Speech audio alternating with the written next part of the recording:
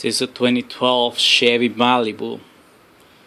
A few days ago, I noticed that my turn signal wasn't working, so I tried to replace them, and surprise, there's no room to actually change the bulb from up here.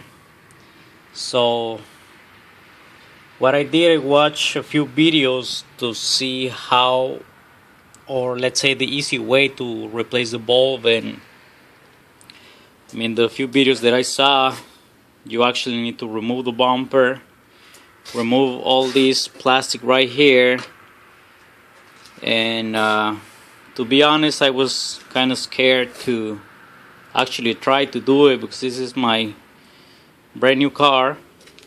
Well, it's all already, but to me it's brand new. And also, I didn't want to pay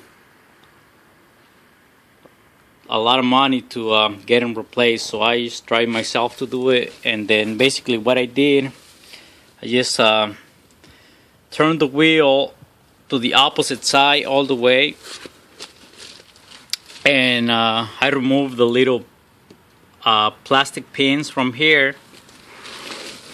So basically I remove what it's 1, 2, 3 right here, and a few at the bottom.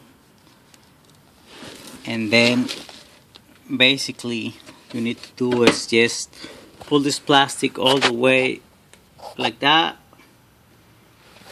And then what I did, just stick my hand here, and actually right here is the bulb. So what I did, I just turned the bulb to get him loose, pull him out, replace the bulb, put it back in, and pretty much that's it. So hopefully you guys can find this video helpful, because yeah, I was afraid to remove all the bumper and all the stuff that I saw in the previous videos. So hope this works for you. Bye bye.